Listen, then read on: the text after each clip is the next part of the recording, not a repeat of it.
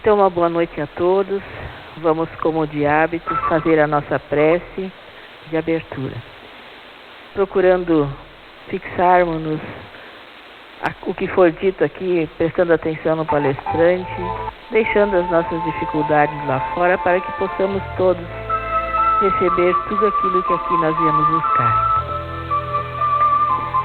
Jesus amigo, Pai de infinita misericórdia, queridos mentores amigos, aqui estamos para mais uma noite de estudo, onde nós viemos buscar força, coragem, sabedoria, para enfrentarmos as nossas dificuldades do dia a dia, quando pudermos aquilo que aqui aprendermos colocar em prática, que isso nos orienta, isso nos dá força, nos dá coragem.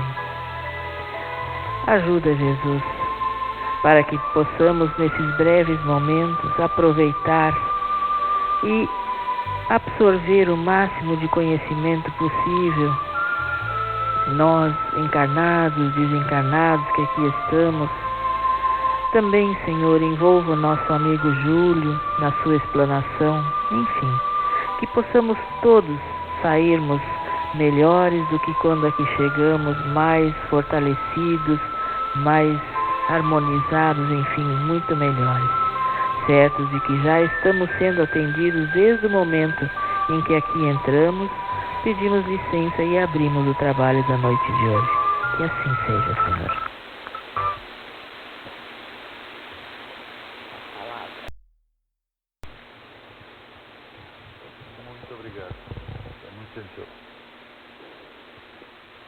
Boa noite, meus irmãos. Mais uma vez um privilégio a gente poder voltar a essa casa para comentar um pouco mais acerca da nossa doutrina. E hoje nos coube o capítulo 16 do Evangelho segundo o Espiritismo, capítulo intitulado por Kardec, Não se pode servir a Deus e a Mamon. Sempre que é possível, é bom a gente esclarecer pontos do Evangelho, porque nem sempre a linguagem que eles utilizavam na época expressava o que nós pensamos hoje, né? Com relação a esse tema, o título da palestra, Mamon era segundo a crença da época do Cristo, era um demônio, um discípulo do diabo encarregado de despertar a avareza, a usura nos homens, o apego aos bens terrenos. Por isso Cristo disse que não podemos servir a Deus e a Mamon. Ou seja, não podemos servir a um Senhor que espera que nós sejamos caridosos, Deus, e outro que quer que nós sejamos avarentos, egoístas, que seria o Mamon. Ou seja, nós não podemos ser caridosos e ao mesmo tempo viver ligados aos bens terrenos, ter os bens terrenos, os bens materiais, como a coisa mais importante nas nossas vidas. Foi isso que o Cristo quis dizer com essa frase. E a gente vai comentar os itens 4, 9 e 10. O item 4 transcreve um texto do Evangelho de Lucas, em que o Cristo entra em Jericó, e havia lá em Jericó um publicano rico, que ele era meio safado nos negócios, mas ele é uma pessoa de bom coração. E quando ele soube que Jesus estaria em Jericó, ele queria vê-lo. Mas ele era muito baixinho e tinha sempre uma multidão em volta do mestre. E aí o que ele fez? Ele subiu numa árvore para poder ver o Cristo quando o Cristo estivesse passando. E como Jesus, bastava ele fixar o seu olhar em alguém, ele sabia com quem ele estava lidando, né? Quando ele viu Zaqueu, ele viu que Zaqueu, apesar de ter uma tendência, né, meio salafrária nos negócios, ele era uma pessoa de bom coração, de boa índole. E ele disse: ô Zaqueu, desce daí que eu vou me hospedar na tua casa hoje. E ele ficou felicíssimo, desceu correndo, levou o Cristo para sua casa. E as pessoas, quando viram o que aconteceu, disseram: pô, o mestre de vocês vai se hospedar na casa de um homem de má vida, para os publicanos, que eram cobradores de impostos, eram pessoas mal vistas pelos judeus. porque eles odiavam pagar impostos, principalmente pagar impostos aos romanos, né? Eles tinham um ódio dessa dominação dos romanos, ansiavam pela libertação. Mas o Zaqueu, tocado pela presença do Cristo, disse: Senhor, eu dou metade dos meus bens aos pobres, e se eu prejudiquei alguém, eu indenizo a pessoa com 4 tantos. E o Cristo disse: hoje a salvação chegou a essa casa. Porque, disse ele, o Filho do Homem veio para salvar aqueles da casa de Israel que estavam perdidos. Mas eu disse que Zaqueu era meio salafrário nos negócios. O que ele fazia? Ele agia como muitos políticos e administradores públicos da nossa época. Ele chegava em alguém, que ele é cobrador de impostos, chegava em alguém que devia 1.000 em imposto, ele dizia assim: vamos fazer um negócio que no total eu, tu e o governo vamos ganhar 1.000. Tu deve 1.000 de imposto. Eu te dou um recibo de 500, tu paga 700, eu digo que a tua dívida era 500, fica quitada, eu levo 200, tu deixa de pagar 300 e o governo ganha 500, todo mundo ganha. E ele ficou rico dessa forma. E ele prometeu ao Cristo que daria metade dos bens aos pobres e compensaria que ele prejudicou. Eu li um livro há alguns anos que diz que ele fez mais do que isso. Não só deu metade dos bens aos pobres, como indenizou aqueles que porventura ele tinha prejudicado, mas do que sobrou da sua fortuna ele dividiu entre os parentes a maior parte, ficou com uma pequena parte da sua subsistência e se tornou um pregador dos ensinos do Cristo. Veja, o Cristo sabia sempre com quem ele estava falando. Quando ele chamou o Zaqueu, ele sabia que ali era alguém que poderia se tornar mais um divulgador das suas ideias, que não eram ideias próprias do Cristo, eram ideias acerca das leis do Pai. O Cristo não criou leis, ele simplesmente divulgou leis que eram leis de Deus. No item 9 desse capítulo, nós temos uma comunicação do Espírito Pascal, e ele diz assim, esse item 9 e o item 10 tem como subtítulo a verdadeira propriedade. E o Pascal diz assim: o homem só possui em plena propriedade aquilo que ele pode levar desse mundo. Do que ele encontra quando chegou e deixa aqui quando volta, ele só é usufrutuário, não é proprietário.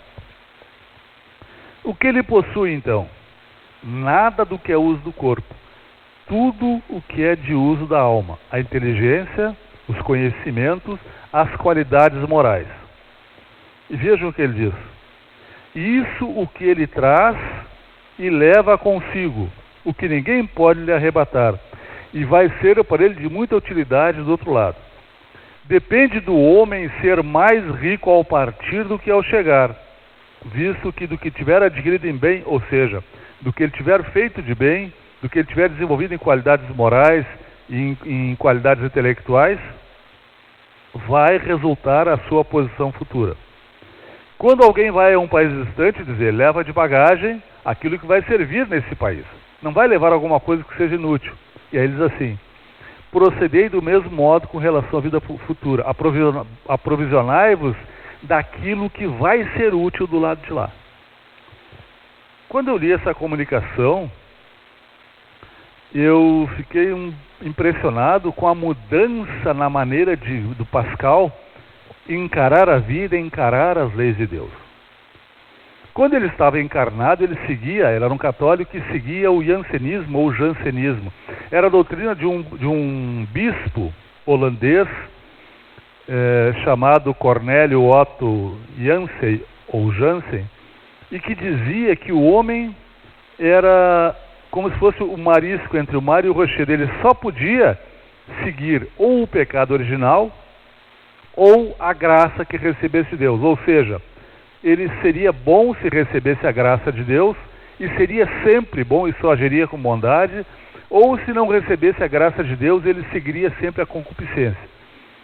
Diz assim, essa doutrina: intrinsecamente corrompido pelo pecado original, o homem torna-se um joguete de duas forças, a concupiscência e a graça.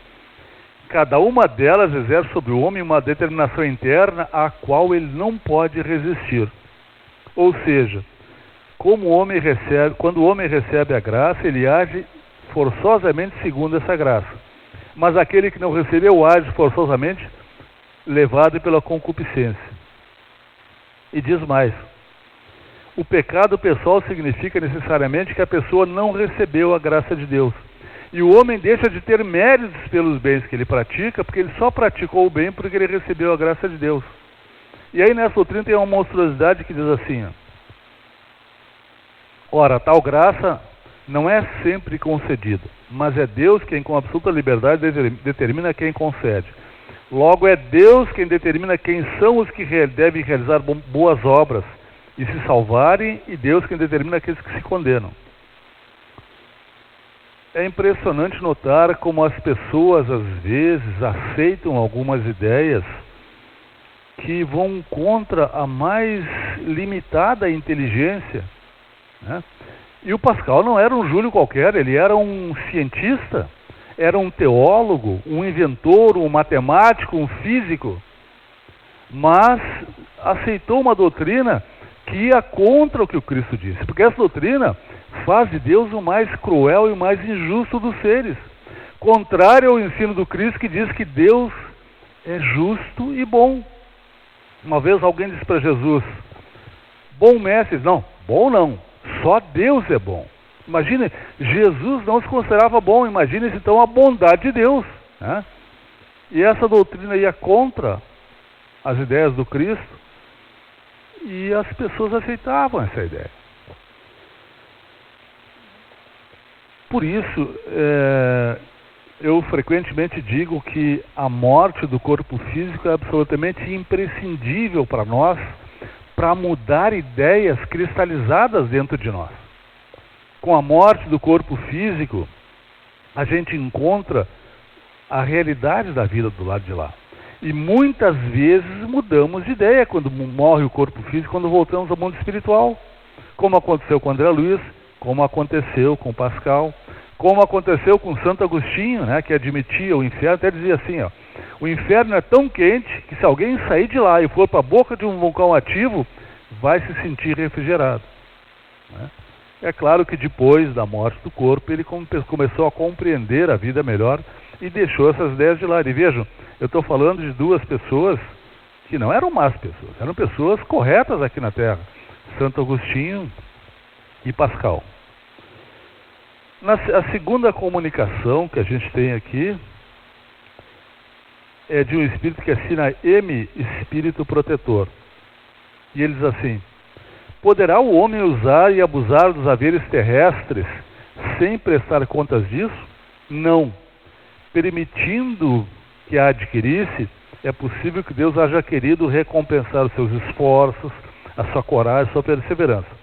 Mas, se ele somente utilizou esses bens na satisfação dos seus sentidos, do orgulho, se esses bens foram causa da sua queda, melhor seria que ele não os tivesse adquirido. Mas esse apego excessivo aos bens terrenos, ele é um empecilho ao nosso progresso moral, porque ele diminui aos nossos olhos a importância daquilo que é mais importante e deve ser mais importante para nós, que são as pessoas. Quando Cristo disse, né, que ninguém pode servir a dois senhores, ele quis dizer isso. Se eu tenho como apego principal, como preocupação principal, a posse de bens terrenos, tudo tem preocupação secundária para mim. Tanto que uma ocasião, mas ele não disse, como nós vamos ver mais adiante, que a riqueza é o mal. Não. Ele disse uma ocasião que é mais fácil um camelo ou um cabo passar pelo buraco de uma agulha do que um rico entrar no reino dos céus. Mas a riqueza não é absolutamente um empecilho a que a gente haja corretamente, que a gente se torne melhor do que nós somos. Mas ela sim, ela nos proporciona a oportunidade de fazer coisas que sem ela frequentemente não podemos fazer. Mas o Cristo também disse: aonde estiver o vosso tesouro, aí estará o vosso coração. Ou seja, ele quis dizer que aquilo que é mais importante para nós é onde frequentemente vai estar a nossa atenção. E se a riqueza, se os bens da terra são a coisa mais importante para nós, a nossa atenção vai estar sempre voltada para isso e tudo mais acaba tendo uma importância menor nas nossas vidas. Mas é natural que nós gostemos dos bens materiais, é natural que a gente usufrua do que possui, até vamos ver mais adiante, eu transcrevi algumas comunicações que constam do livro Céu e Inferno, que mostram uma pessoa que era riquíssima e feliz aqui, continuou feliz do lado de lá, mostra uma pessoa que era rica aqui e ficou infeliz quando voltou ao mundo espiritual, mostra outra que era pobre aqui e que depois no mundo espiritual voltou numa situação feliz. Não é a condição social que nos faz nos tornarmos felizes ou infelizes depois da morte do corpo. É o que nós fazemos aqui. A gente pode muito bem usufruir de tudo que a vida nos proporciona, mas não podemos esquecer da questão 132 do Livro dos Espíritos, que diz que Deus nos impõe a encarnação para nos fazer chegar à perfeição. Esse deve ser nosso objetivo principal, a nossa evolução espiritual. E lá na questão 780 do Livro dos Espíritos, já comentei isso aqui mais de uma vez, eles disseram para o Kardec que a única coisa importante na vida é o quê? Fazer o bem. A única, não a principal, mas a única importante. Eu não conheço ninguém que tenha o bem como fazer o bem como a principal, pelo menos não como a única. Esse é o motivo pelo qual a esmagadora maioria das criaturas, quando desencarna, passa por dificuldades quando volta para o mundo espiritual. Também não podemos, como se faz com frequência aqui na Terra, considerar que a posse de bens materiais torna a pessoa mais importante do que aqueles que não têm essas posses.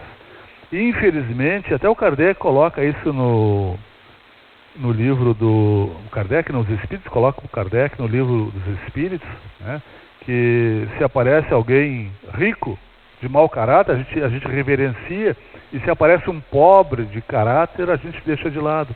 E via de regra se faz isso. Nós temos uma tendência natural a endeusar aqueles que têm posses materiais e não temos, via de regra, pelo menos no geral, a mesma consideração com aquelas pessoas que não têm posses materiais. Mas jamais devemos considerar as pessoas pelo que elas têm em termos financeiros, em termos de bens materiais. Até porque nenhum de nós é proprietário de nada aqui. Nós somos, como disse Pascal, usufrutuários, nada mais do que isso. A gente tem esses bens enquanto estamos aqui, porque a gente não nasceu para sofrer. Nós nascemos aqui, como diz a questão 132, para evoluir, não para sofrer. E esses bens materiais nos propiciam passar essa vida de uma forma mais tranquila. Mas eles não são o objetivo da encarnação. O objetivo é a nossa evolução. Por que é que nós não somos felizes? Porque não evoluímos o suficiente para isso. E é essa evolução que vai nos dar aquilo que a gente busca, via de regra, através das posses materiais. Nós temos que ser felizes pelo que somos internamente. Não importa as posses que tivermos, podemos ser ricos ou miseráveis. Nós só vamos ser felizes se essa condição estiver dentro de nós. Se vivermos em harmonia com as leis do Pai. Eu disse que a posse de bens materiais não nos torna mais importantes, mas na verdade, o que ela nos torna é mais devedores diante de Deus. Porque por mais que alguém se ufane, né, dizer, o que eu tenho é porque eu me esforcei, porque eu estudei, porque eu trabalhei, mas mesmo assim, a pessoa, por mais esforços que faça, ela só consegue uma boa condição financeira se Deus lhe der as condições físicas, intelectuais e sociais para atingir essa condição financeira. Por mais que uma pessoa seja inteligente, por mais que ela estude, por mais que ela se esforce, um AVC milimétrico pode transformar essa pessoa num vegetal. Se eu tiver alguma posse, digamos, eu tenho um edifício de 50 andares, é meu. Será que ele é meu? Ele pode desabar hoje mesmo. Ou eu posso ter alguma doença ou algum familiar meu que me obrigue a me desfazer dele para fazer frente aos custos para tratamento dessa doença. Nada nos pertence a não ser os bens, como diz Pascal, os bens do espírito. Moral, conhecimentos e a inteligência desenvolvida. Só mesmo uma pessoa muito orgulhosa para achar que o que ela possua aqui é devido unicamente à sua capacidade e ao seu esforço. Sem o Criador, nós não somos nada. Se Ele não nos der as condições para atingirmos aquilo que queremos, a gente não atinge de jeito nenhum. Eu mesmo, embora não seja alguém que tenha posses, já conheci pessoas melhores do que eu moralmente, mais inteligentes do que eu, mais esforçadas e que tiveram uma vida financeiramente mais difícil do que a minha. Certamente, essas pessoas não foram prejudicadas, nem eu fui privilegiado. É que cada um de nós está na condição que mais lhe convém. E vejam, a gente não pode absolutamente considerar que a posse, seja do que for, é mérito para nós. A não ser que aquilo que a gente tiver se utilizar em benefício dos nossos semelhantes. Né? Imagina eu chegar do lado de lá, depois do desencarne, e dizer, mas eu tinha um iate de 100 milhões de dólares, eu mereço um lugar melhor aqui. Não. Se eu tive esse iate, talvez eu tenha que ir lá fazer mais por merecer, porque eu tive o privilégio de usá-lo. Né? Já alguém que tinha um botezinho de madeira que usava para beneficiar pessoas que queriam atravessar um rio e fazia isso de graça para ajudar as pessoas, terá mais mérito do que eu que tinha um iate de 100 milhões de dólares. Então a posse em si, ela não é boa nem má. O que importa é o uso que a gente faz. E frequentemente,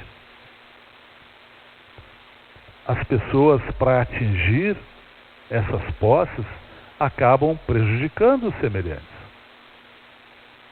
Esquecendo que a nossa vida, que embora pareça que ela dure bastante, ela é um estalo, ela desaparece. Quando estava preparando esse trabalho, eu lembrei assim da minha infância, parece que foi ontem, né? E já vai lá quase 60 anos que eu era criança. Eu já tenho mais de 60, né? Faz quase 60 anos que eu tinha consciência da minha vida, etc e tal. E até eu lembro que com 10 anos, 12, eu me considerava muito feliz, né? Mas parece que foi ontem, né? O tempo passa muito rapidamente. E como a gente vai ver mais adiante, esse tempo que a gente passa comparado com a eternidade é praticamente zero. E se a única vida real, aquela a qual nós não podemos nos subtrair, é a vida no mundo espiritual, porque a única coisa certa, absolutamente 100% certa na nossa vida de encarnados, é a morte do corpo físico, será que a gente não devia trabalhar de forma a construir o nosso futuro?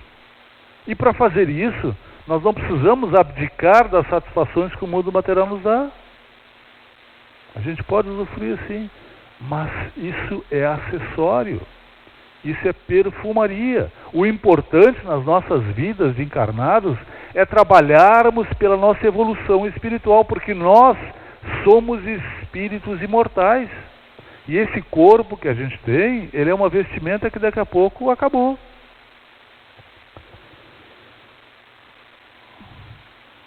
Eu disse que nós não estamos aqui para sofrer, né? Estamos aqui para aprender, para evoluir. Tem no livro Céu e Inferno a comunicação de um espírito que foi uma moça muito rica aqui, enquanto estava aqui na Terra, e que ela não se deixava levar pelo poder que ela tinha, pelas posses. Ele diz assim, ela era rica, de estirpe ilustre, jovem, bela, mas era um modelo perfeito de qualidades morais e intelectuais, boa, meiga, indulgente, a sua beneficência era inesgotável. E tem vários, aí relata vários atributos que ela tinha. Ela inclusive era rica, mas a vida dentro de casa, as despesas, ela controlava, sem ser mesquinha, mas controlava a despesa para sobrar mais dinheiro para usar na caridade. E aí ela deu uma comunicação dizendo assim: realmente eu sou feliz, e mais ainda do que a linguagem pode exprimir, embora eu esteja longe do último grau de felicidade. E eu na terra estive entre os felizes, não lembro de haver aí experimentado nenhum desgosto. Juventude, homenagem, saúde, fortuna, tudo que entre vós outros constitui felicidade, eu tinha. Mas nada disso é comparável à felicidade que eu tenho hoje.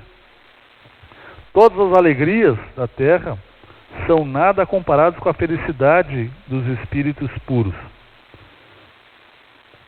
Vejam, ela não sofreu aqui.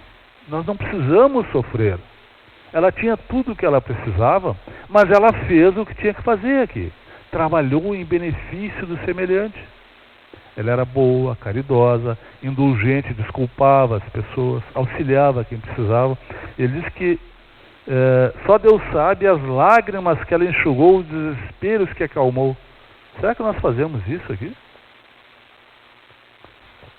E aí tem a comunicação de um outro rico.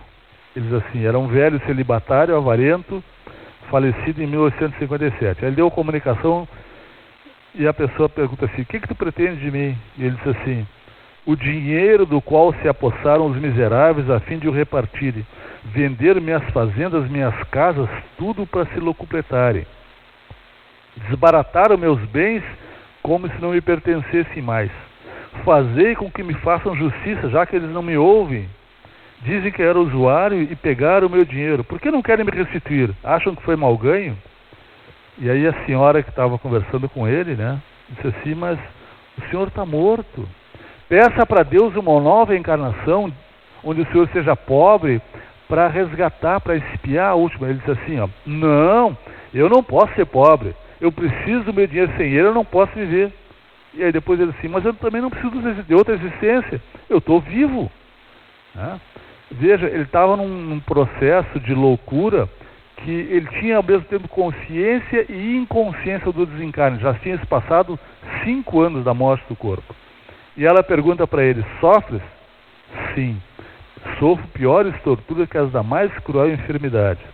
Tenho sempre em mente a iniquidade de uma vida que foi para muitos motivo de escândalo. Tenho a consciência de ser um miserável indigno de piedade.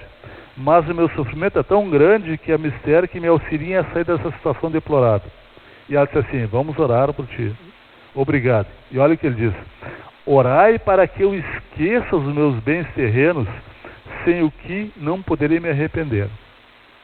No livro, se não me engano, é Obreiros da Vida Eterna, André Luiz relata o encontro dele com o avô paterno, no umbral, em que o avô dele, junto com outros avarentos, está lá no lamaçal com as mãos cheias de ouro e assim, de barro, e assim, ó, vão roubar nosso ouro, vão roubar o nosso ouro.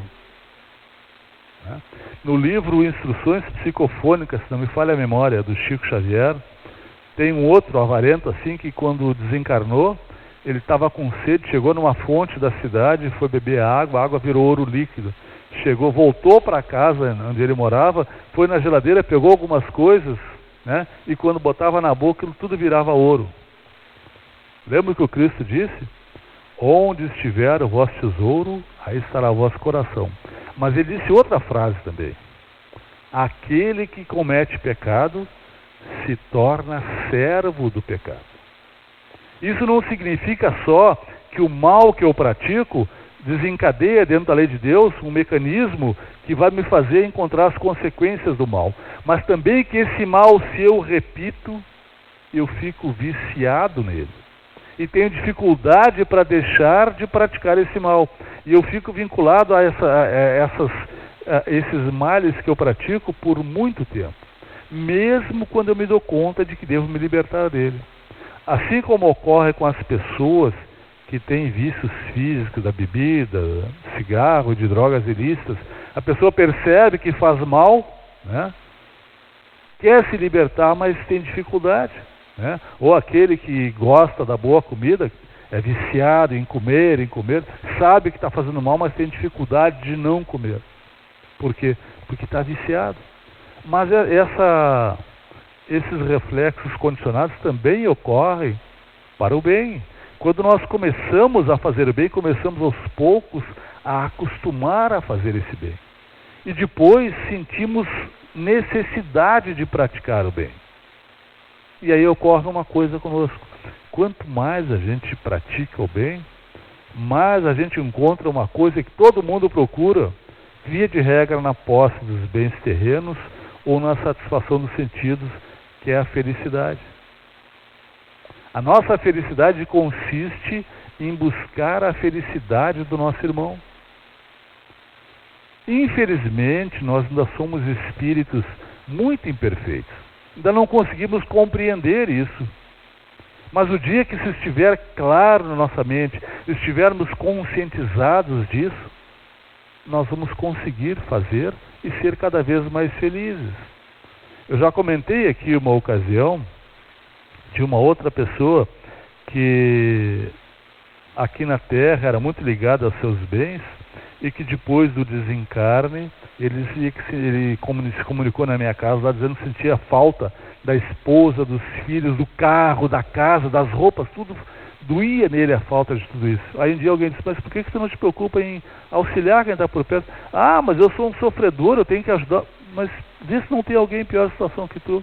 E ele começou a observar, dava um conselho para um, dava o ouvido para alguém, para outro, né, que queria desabafar. E ele disse assim, com o tempo eu comecei a gostar disso. E a saudade da mulher, do filho, da filha, do carro, da casa começou a desaparecer. Eu ainda amo meus filhos, amo minha esposa, mas já não dói mais a lembrança deles. À medida que nós procurarmos a felicidade no caminho certo, nós seremos felizes. Nos diz o Espírito Vicente de Paula, no item 12 do capítulo 3 do Evangelho, que a alma não pode aspirar às altas planuras espirituais, senão pela prática da caridade. Diz ele que somente pela dedicação ao próximo, ela encontra aventura e consolação. E para encerrar, no livro Céu e Inferno, a gente trouxe também a comunicação de um espírito que aqui na Terra foi pobre, sofreu, mas vejam o que se diz dele. Era um homem de bem na verdadeira acepção da palavra. Jamais cometeu uma ação má. De um devotamento extremo, sempre se podia ter como certo o acolhimento de um pedido junto a ele, mesmo que esse pedido fosse contra os seus próprios interesses. Jamais desprezou os que lhe fizeram mal. Antes, se apressava em servi-los como se eles tivessem lhe feito algum bem. Quando se falava de ingratos, ele dizia, não é a mim, mas a eles que se deve lastimar. E aí ele dá uma comunicação, depois de desencarnado, ele diz assim, enfrentei muitas tribulações, mas jamais me faltou coragem na adversidade, e hoje me felicito. E ele diz assim, tremo ao pensar que tudo que eu sofri se anularia se eu desfalecesse, se ele se revoltasse, porque eu teria que passar por tudo de novo. E aí ele faz uma colocação que nos dá o que pensar. Vós que me fizeste padecer na terra, que fostes cruéis e malévolos comigo, que me humilhastes e me afligistes, vós cuja má fé tantas vezes me acarretou duras privações, não somente vos perdoo, mas vos agradeço, intentando fazer-me mal, não suspeitáveis do bem que esse mal me proporcionava. É verdade, portanto, que a vós eu devo grande parte da felicidade que gozo, porque me facultaste a ocasião de perdoar e pagar o mal com o bem. Deus os colocou no meu caminho para aferir a minha paciência, me exercitando na prática da mais difícil caridade, a de amar os inimigos. Eu já algumas vezes comentei aqui que nós não precisamos perdoar ninguém, porque ninguém nos faz mal. Quando alguém tenta fazer alguma coisa contra mim e consegue, não é porque eu mereço, eu não gosto de falar em questão de merecimento, é porque eu preciso daquela experiência. É claro que aquele que faz o mal, ele movimenta os mecanismos da lei de causa e efeito para ele sofrer as consequências. Mas se Deus é justo e bom, jamais nós sofremos injustiça. E com relação à felicidade, à busca da felicidade e fortuna, em 96 fizeram uma pesquisa nos Estados Unidos sobre isso, pessoas que haviam ganho fortunas em loterias, grandes e pequenas fortunas. Um ano depois, nenhuma das pessoas se achava mais feliz do que era antes de ganhar essas fortunas. E a pesquisa avançou um pouco mais, procurou verificar quem se dizia feliz. Todas, 100% das pessoas que diziam que eram felizes, eram as que praticavam algum tipo de trabalho voluntário. Fazer o bem faz bem para quem recebe, mas faz muito mais bem para quem pratica. Que Jesus nos ajude a compreender as leis da vida e os nossos anjos guardiões, os nossos espíritos protetores, nos auxiliem a pôr em prática esses ensinamentos no nosso dia a dia, para que nós construamos a nossa própria felicidade. Muito obrigado.